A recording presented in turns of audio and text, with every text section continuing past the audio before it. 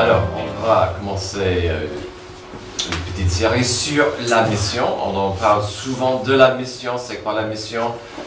J'ai dit récemment dans un mail à nos missionnaires que la bonne nouvelle, c'est que notre Église est en train de grandir. La mauvaise nouvelle, c'est qu'on a beaucoup de gens qui comprennent moins l'importance de la mission. Donc, on va parler, on va vraiment voir ce que la Bible a à dire sur la mission.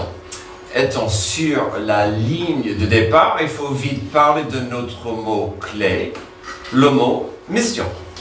Bien sûr, le contexte du mot est important, mais voici quelques définitions importantes à savoir.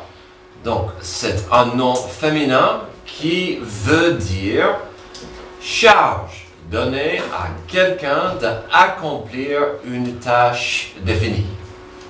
Fonction temporaire est déterminée dont un gouvernement, un organisme charge quelqu'un, un groupe. Ensemble de personnes ayant reçu cette charge. Selon son contexte, le sens du mot peut varier énormément. Jusqu'à là, vous deviez écouter pendant que je parlais. Et ça devait jouer sur vos cerveaux pendant que je parlais, c'est pas grave. Mais je vous laisse vous emporter un peu. Ok, bon, c'est bon, hein, vous avez compris. Avec cette musique qui joue, la plupart de vous pensent déjà à les missions ou des films Mission Impossible. Voilà, donc il y a ce contexte-là. Merci Sébastien. Quand j'ai demandé à Monsieur Google quelques usages du mot, je suis tombé assez vite sur mission locale. Je ne la connaissais pas trop. Donc j'ai appris ceci, les différentes antennes reçoivent les jeunes de 16 à 25 ans et les accompagnent sur les problématiques suivantes: emploi, formation, santé, logement.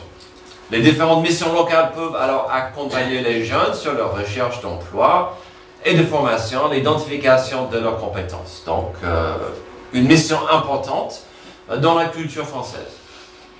Le mot mission est souvent lié à une opération spéciale.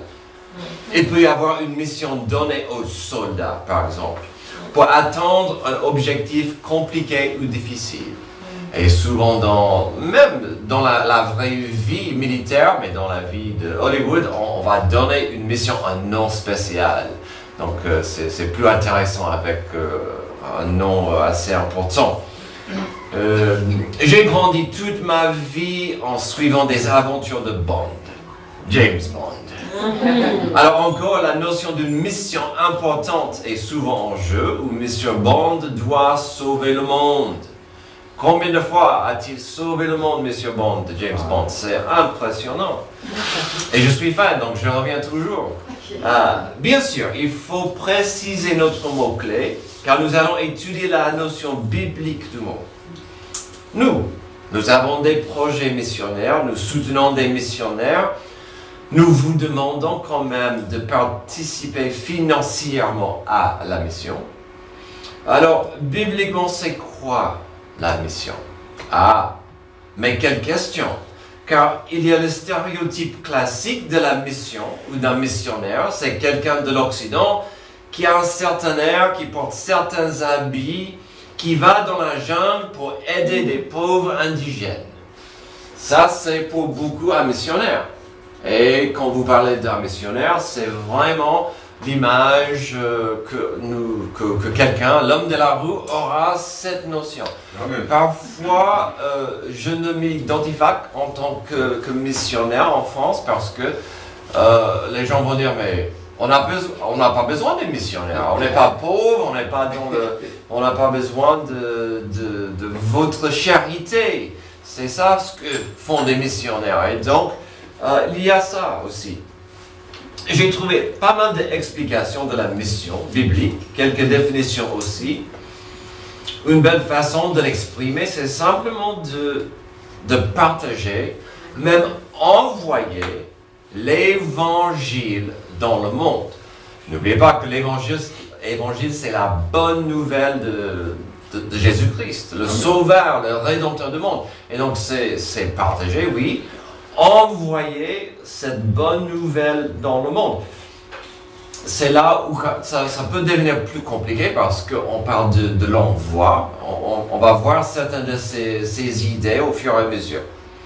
Si la mission normalement sera un thème pour notre ère présente et une responsabilité de l'Église, c'est logique de dire que nous allons voir des passages du Nouveau Testament pour en parler. C'est normal. Et on dit ça, n'oublions pas ceci.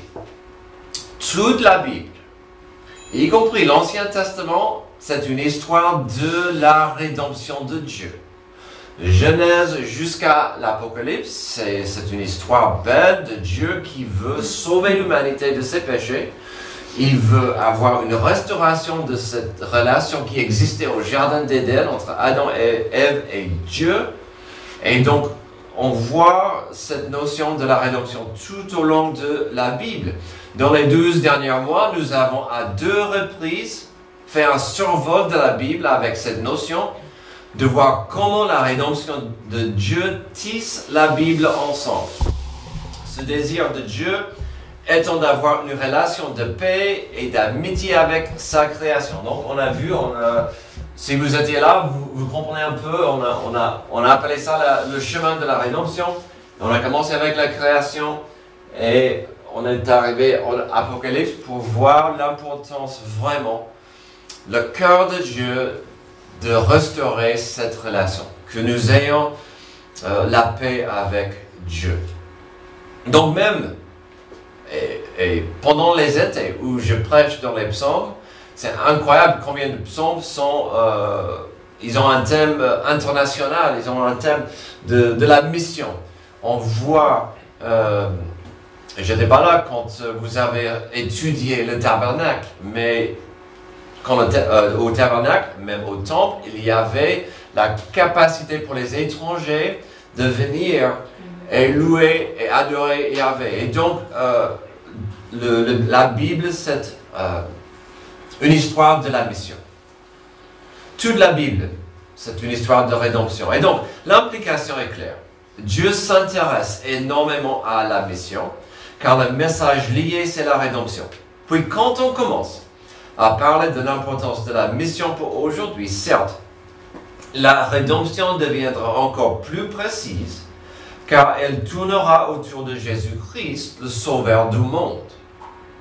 Si on dira que Dieu s'intéresse à la mission, si j'ose le dire, et qu'à la base, la mission implique l'envoi de l'Évangile, l'envoi de la bonne nouvelle de Jésus vers quelqu'un d'autre, n'avons-nous pas un meilleur exemple de cela aux Jean 3, 16 et 17? On voit des exemples magnifiques de la mission, car Dieu a tant aimé le monde. Donc la mission de Dieu va commencer, puisque, comme nous venons de chanter, l'amour de Dieu est puissant, mais aussi tendre, infini, et cet amour s'intéresse à nous. Car Dieu a tant aimé le monde qu'il a donné, donc on va beaucoup parler de cette notion de donner à la mission. Il a donné son Fils unique afin que quiconque croit en lui ne périsse point, mais qu'il ait la vie éternelle. Dieu en effet n'a pas envoyé son Fils dans le monde pour qu'il juge le monde, mais pour que le monde soit sauvé par lui. Donc il y a deux ce passage est magnifique, on pourrait parler de ça pendant les semaines, que ce passage. Mais au moins, je voulais que vous compreniez l'importance de l'amour de Dieu. Et ça voulait dire qu'il a envoyé son Fils par amour pour nous. Et donc, on voit dans la mission la notion de la compassion, de l'amour pour ceux qui sont perdus et un envoi. Il faut envoyer, il faut qu'ils aient accès à cette rédemption. Donc tout de suite, on peut constater quelques piliers de la mission. Dieu par amour nous envoie son Fils, le Sauveur. Alors logiquement, ce message, ces valeurs continueront. L'amour qui pousse le message de la rédemption de Dieu ailleurs. Aujourd'hui, nous allons passer la plupart de notre temps ensemble dans un passage bien connu, Matthieu 28. Et pourquoi pas, car c'est le passage fondamental de la mission. Mais aussi, il s'agit de notre raison d'être ici. Si j'ose le dire, c'est le passage qui explique notre but. Donc, c'est pourquoi je peux dire que vous le connaissez bien, Matthieu 28, 19 et 20. Jésus s'approcha et leur dit, et je n'ai pas ajouté le verset 18, mais il y en avait dans cette foule, même les gens qui doutaient de la présence de Jésus devant eux. Donc, on a un peu de tout dans cette scène. Jésus s'approcha et leur dit, tout pouvoir m'a été donné dans le ciel et sur la terre. Allez donc, faites de toutes les nations des disciples, baptisez-les au nom du Père, du Fils et du Saint-Esprit, et enseignez-leur à mettre en pratique tout ce que je vous ai prescrit. Et moi, je suis avec vous tous les jours jusqu'à la fin du monde. Il y a un passage parallèle lié au nôtre, celui de Actes 1.8. C'est aussi un verset qui mérite notre attention. On appelle les deux le grand commandement, Actes 1.8. Mais vous recevrez une puissance, le Saint-Esprit survenant sur vous, et vous serez mes témoins à Jérusalem, dans toute la Judée, dans la Samarie, et jusqu'aux extrémités de la terre. On va revenir à ça aussi, tout à l'heure, aussi pendant les semaines à venir. Mais nous allons décortiquer un peu aujourd'hui notre passage en Matthieu 28, mais tout de même, voyons la direction, l'élan, la progression de l'évangile vis-à-vis de la mission ici en Acte 1.8. D'abord, la direction commence verticalement quand l'Esprit Saint vient demeurer dans l'enfant adoptif de Dieu. Il a dit, et à ce moment-là, l'Esprit Saint n'était pas encore venu pour habiter dans tous les chrétiens. Nous savons, au moment de notre salut, il vient vivre, habiter en nous. Et donc, ça ne sert pas à grand-chose de dire « je veux servir Dieu, je veux faire une différence pour Dieu » si on n'est pas en train d'être soumis et à l'écoute du Saint-Esprit. Et c'est un travail spirituel. C'est une bonne chose d'aider, parfois avec des dons, pour les victimes d'un tremblement de terre. D'aider la Croix-Rouge quelque part, qui va aider avec des problèmes, des catastrophes. Mais là, quand il s'agit de la mission, il faut impliquer, il faut vraiment accueillir ce que Dieu veut faire avec le Saint-Esprit. Et puis, comme j'ai dit, la direction est importante. Dans le pouvoir, avec la direction du Saint-Esprit, l'évangile ne va pas, l'évangile ne doit pas, l'évangile ne peut pas rester sur place. Car qu'est-ce que Jésus a dit? Vous serez mes témoins à Jérusalem. Il disait ça à Jérusalem. Vous serez mes témoins dans toute la Judée, dans la Samarie et jusqu'aux extrémités de la terre. Alors, il disait ça aux gens qui étaient juifs. C'était un peu dur de penser aux Samaritains avec une attitude correcte et belle et remplie d'amour. On n'aimait pas les Samaritains. Pour nous, c'est un peu comme des Belges, des Anglais, je suis désolé. Et puis, les extrémités de la terre, ok Jésus, si tu le dis, mais il y a un bel élan.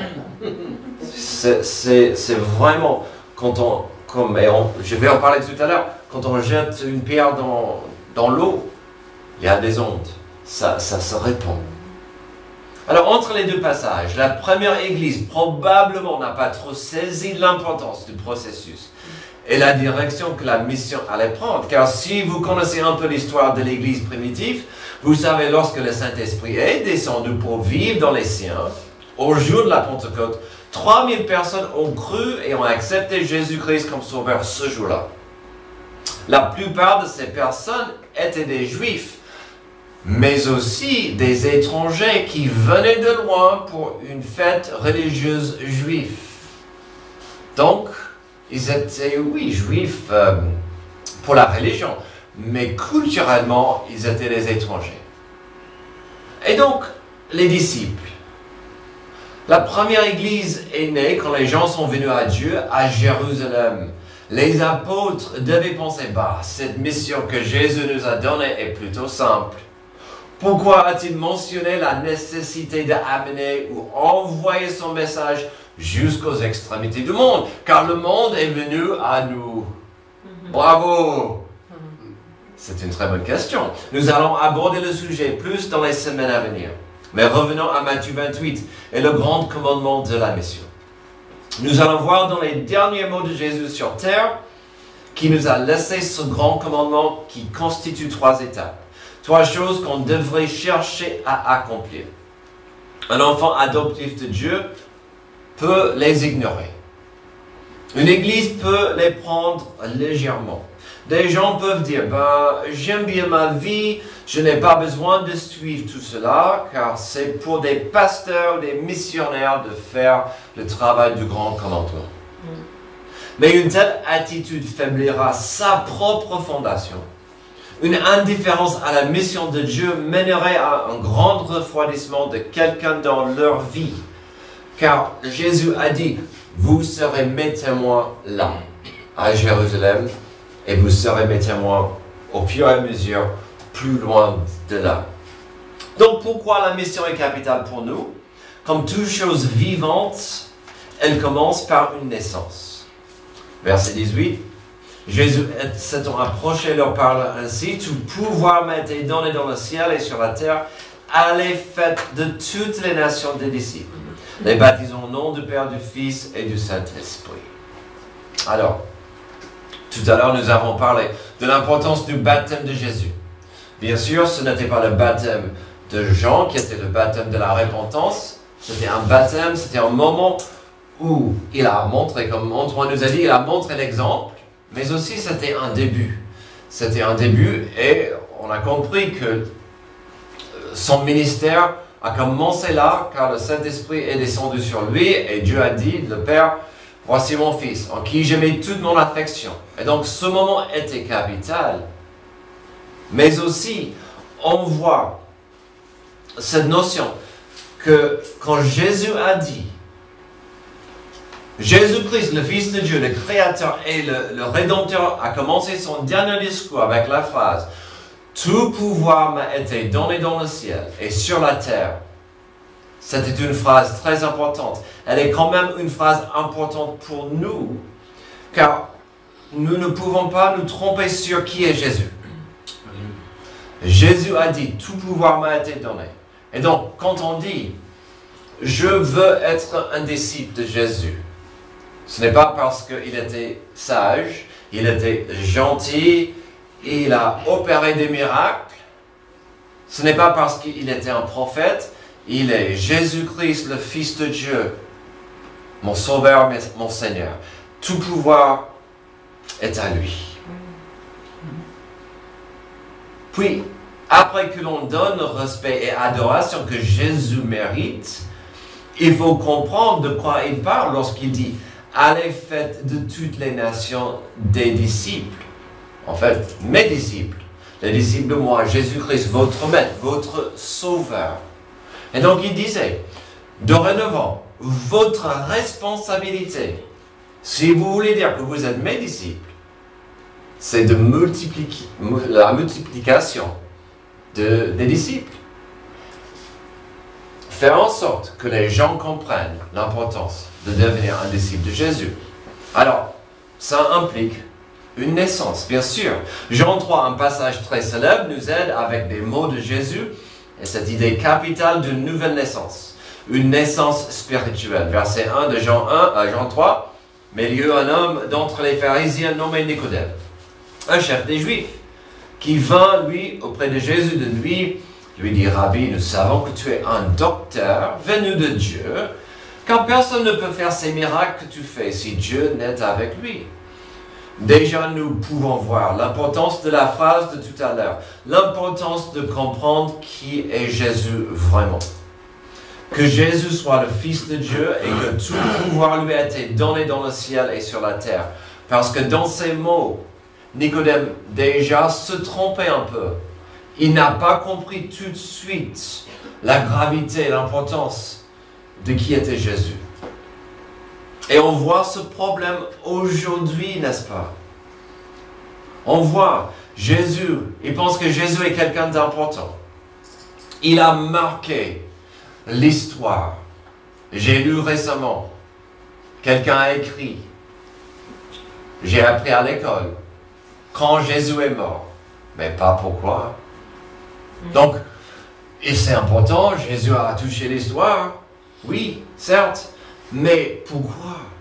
Il est le Fils de Dieu, tout pouvoir lui a été donné dans le ciel et sur la terre. Il n'était pas juste un sage, juste un prophète, mais le sauveur du monde. Et donc voici un grand défi que nous avons, n'est-ce pas? Amen. Les gens, les athées vont dire, et alors? Jésus a existé, et alors? Les gens d'autres des religions, oh, j'ai beaucoup de respect pour Jésus, mais qui est-ce? Des gens d'autres religions. Oui, et alors?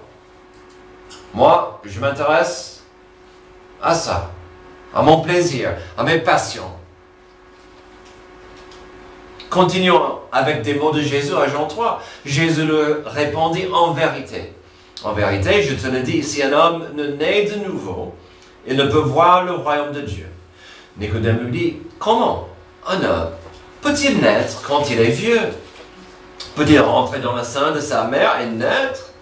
Jésus répondit, en vérité, je te le dis, si un homme ne naît de haut et d'esprit, il ne peut entrer dans le royaume de Dieu.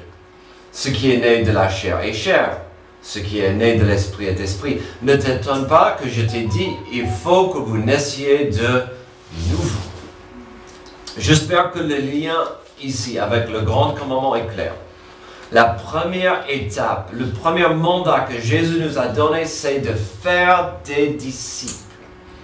Et donc, notre responsabilité n'est pas de sauver des gens. Dieu soit loué, je ne peux sauver personne. Mais notre responsabilité, c'est de leur expliquer l'importance d'accepter Jésus-Christ, le Seigneur et Sauveur, pour qu'ils reçoivent la nouvelle naissance, qu'ils acceptent le don du salut de Dieu. Bien sûr, ce n'est pas un billet magique. Nous l'avons vu dans cette église même, on peut le voir dans la parabole du semeur. Les gens comprennent, ils vont faire une profession de foi, je veux accepter Jésus comme sauveur. Quelques mois, peut-être quelques années plus tard, on ne voit plus de fruits, on ne voit plus de croissance, on ne voit plus de signes. Ça arrive, c'est dommage, c'est la liberté que nous avons, que Dieu nous donne, d'être auprès de lui ou pas, d'être proche de lui ou pas. Même si quelqu'un arrive à ce stade capital d'accepter le don du salut de Dieu, ça ne veut pas dire que la personne deviendra un disciple, un vrai disciple. Mais cela ne devrait jamais nous empêcher d'essayer d'amener des gens à la naissance miraculeuse qui leur est disponible. Et donc la première étape dans le grand commandement, c'est de partager l'évangile afin de voir la naissance nouvelle, la naissance spirituelle dans la vie de quelqu'un. Quand Jésus a dit d'aller faire des disciples, ce n'est que le début de la vie d'un disciple de Jésus-Christ. Mais n'oublions jamais ceci non plus. Il y a l'étape importante, certes, de la naissance d'une âme, mais dans le plan divin, dans la mission de Dieu, il y a la naissance des églises. Et ça, c'est capital, c'est important. Une église est vivante. Elle est le corps de Christ et elle est l'outil principal pour avancer la mission. Une de nos responsabilités devrait être la naissance d'église. Et donc, la plupart de nos missionnaires font partie de cette notion de la implantation des églises. C'est correct, c'est biblique. Une église comme la nôtre, qui est née par l'action de la mission devrait être une église qui s'intéresse à l'implantation et la naissance de nouvelles églises. Alors, dans le contexte de la mission, oui, on devrait être impliqué dans l'implantation des églises ailleurs. Mais je vous dirais quelque chose, cette église devrait aussi penser à l'implantation d'autres églises par nous-mêmes. Peut-être pas loin d'ici. Pensez-y. Pourquoi la mission est capitale pour nous? Ayant vu la première étape de la mission, avançons après la naissance, il y a l'obéissance. Jésus s'étant approché, leur parla ainsi, tout pouvoir m'était donné dans le ciel et sur la terre, allez, faites de toutes les nations. Les disciples, les baptisons au nom du Père, du Fils et du Saint-Esprit. On va parler du baptême. Vous aviez pensé que c'était terminé? Non, on va en parler tout de suite. Et puis cet après-midi, j'aime bien le baptême. C'est une fête, c'est une célébration. C'est un sujet très étudié, très discuté ces dernières semaines.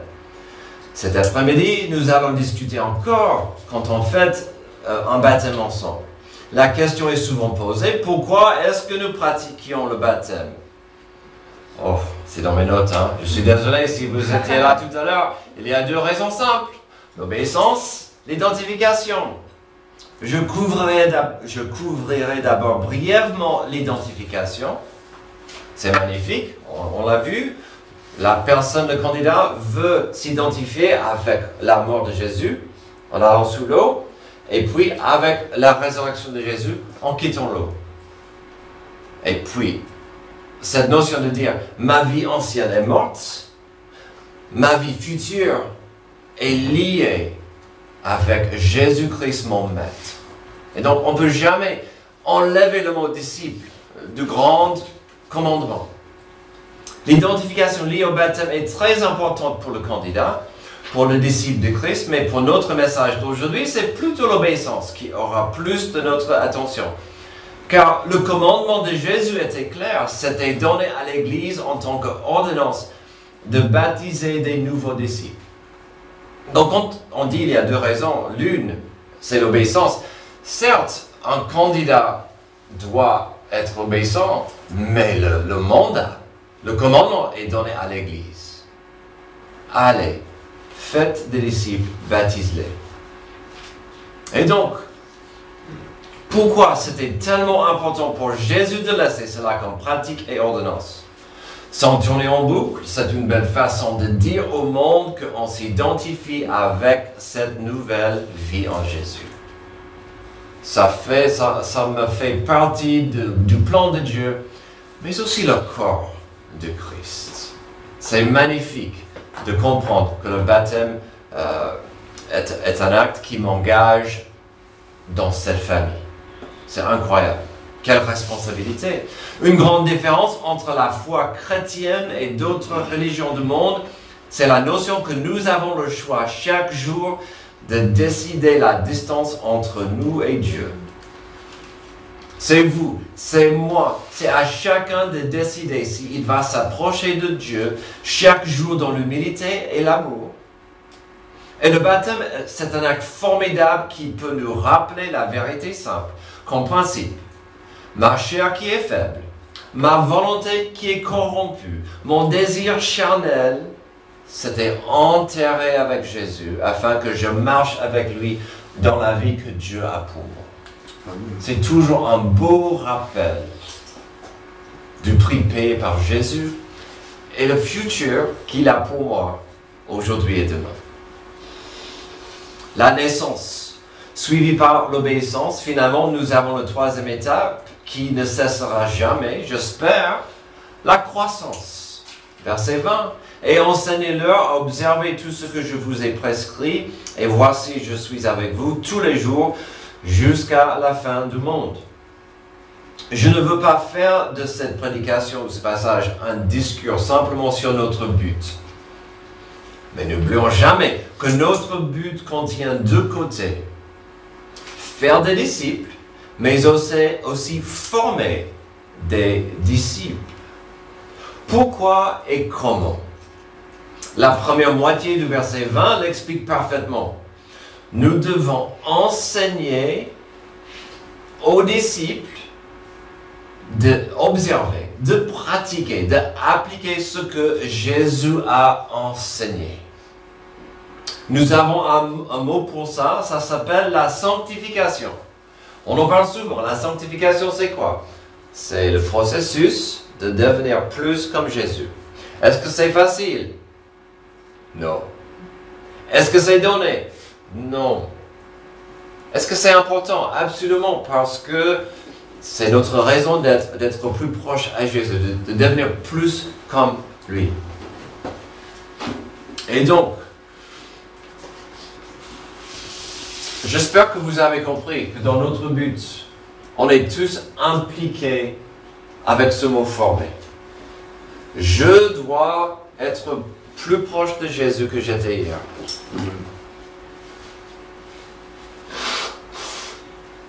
Je dois être en train de grandir. Il devrait avoir une croissance. Alors, comment est-ce qu'on peut grandir dans une église? Alors, des études bibliques, d'être à l'heure, à 10 heures. Amen. Amen. De devenir aux ateliers, que ce soit des activités des femmes, des jeunes, des hommes, de venir quand c'est possible à la réunion de prière, d'être ensemble, la fraternité et puis l'enseignement de la parole pendant ces activités est capital. J'étais rappelé récemment dans le témoignage de Françoise, elle a cherché plein d'églises. Elle a atterri ici. Pourquoi? Parce que nous avons une passion pour l'étude biblique, pour enseigner ce qui dit la Bible. C'est magnifique. Ce témoignage m'a encouragé tellement de dire, c'est important. Pourquoi? Parce que ça, c'est notre but. Former des disciples, de suivre des enseignements de Jésus. Amen. Notre troisième point s'agit de la croissance de l'Église et la croissance d'un disciple. En principe, nous devons grandir toute la vie. L'apprentissage ne s'arrête jamais, mais la vie chrétienne implique plus que l'apprentissage. J'ai grandi dans une famille chrétienne. J'ai grandi dans l'Église. Je pouvais, en tant que gosse, vous raconter des histoires bibliques, des doctrines. C'était incroyable ma connaissance. Et c'était vers mes 18 ans qu'il est devenu personnel. Je devais vivre ça dans ma vie. Et donc, c'est une chose d'apprendre, c'est une autre chose d'appliquer. Amen. Et on doit être des disciples qui sont en train de croître. Et on applique ce qu'on apprend. Puisque le grand commandement est si fondamental et important pour notre vision, on doit quand même revenir à notre but. Est-ce que chacun de nous comprend qu'il y a deux côtés importants impliqués? Suis-je en train de faire des disciples? Ou est-ce que je fais ma part de faire des disciples? Est-ce que je suis prêt à ouvrir ma bouche, d'évangéliser? Au moins de partager ma foi avec quelqu'un, de partager ma reconnaissance, comment Dieu m'a béni. On doit être prêt à partager notre foi, notre joie, la grâce de Dieu qui nous comble. Ou exprimer autrement, est-ce que je suis en train d'évangéliser? Est-ce que je partage? Est-ce que j'invite des gens de venir à l'église avec moi? Puis, au niveau de former des disciples, est-ce que je comprends ma place sur le chemin de la sanctification? Est-ce que je suis en train de suivre Jésus comme un disciple? Ou est-ce que ma foi est une habitude qui m'intéresse que le dimanche? Je viens le dimanche, je cherche ma dose, c'est bon. On se verra le dimanche prochain. Ça va me suffire, merci. J'espère pas la souffrance, mais on verra. Puis, j'ai parlé de deux côtés. Posez-vous la question. Suis-je en train d'aider mon Église à former des disciples. On est censé, nous tous, être en train de former des disciples. Alors, vous les parents, ça commence chez vous avec vos gosses. Et puis, dans l'Église, on a cette responsabilité d'aider, d'édifier les uns les autres, de devenir plus comme Jésus. On a toujours besoin de quelqu'un qui pourrait nous aider avec les activités avec les collégiens. On a un tas de façons de servir dans cette Église. Et on ne fait pas des activités parce qu'on s'ennuie. On fait des activités parce que le but est ce qui compte. Faire et former des disciples. Et donc parfois, juste votre fidélité sera cette édification, cet encouragement à quelqu'un d'autre. De dire, je vais à l'église, j'aimerais te voir. Puis au niveau de notre thème aujourd'hui, est-ce que je comprends ma responsabilité vis-à-vis de mon Église et la mission? Jean 3,16 est assez clair. La mission vient d'un Dieu qui aime tellement ce monde. Alors, qu'est-ce que cela implique pour nous? Puis on a brièvement vu au acte 1, 8, qui a parlé de notre monde. Acte 1, 8, mais vous recevrez une puissance, le Saint-Esprit survenant sur vous, vous serez mes témoins à Jérusalem, dans toute la Judée, dans la Samarie et jusqu'aux extrémités de la terre. Il y a la notion d'ondulation indéniable ici. Ça va avancer et faire des vagues. Puis aujourd'hui, nous avons visé le grand commandement en Matthieu 28, où c'est clair que la bonne nouvelle doit aller à toutes les nations. Allez, faites de toutes les nations des disciples, les baptisant au nom du Père, du Fils et du Saint-Esprit.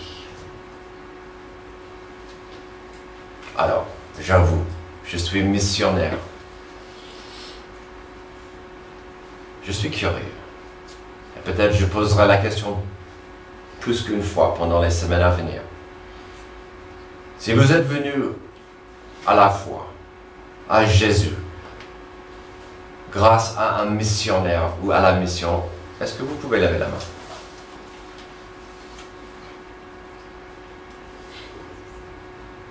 C'est magnifique. C'est magnifique. Et puis, n'oublions pas que cette Église a été fondée par un missionnaire. Si vous avez trouvé Jésus dans cette Église, vous êtes le fruit de la mission. Est-ce que vous comprenez que des centaines, des milliers de gens ont donné pendant des années afin que les Français et les Françaises viennent à Jésus?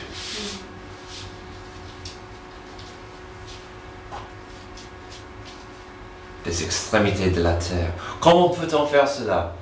Va Dieu appeler tout le monde de devenir des missionnaires et d'aller aux extrémités du monde? Sinon, quelle est notre responsabilité pour aider ceux que Dieu a appelés de y aller? Nous allons voir et étudier davantage ces questions-là dans les dimanches qui viennent. Je ne peux pas voir dans vos cœurs. Je ne pourrais pas dire si Dieu veut appeler quelqu'un ici de devenir un missionnaire.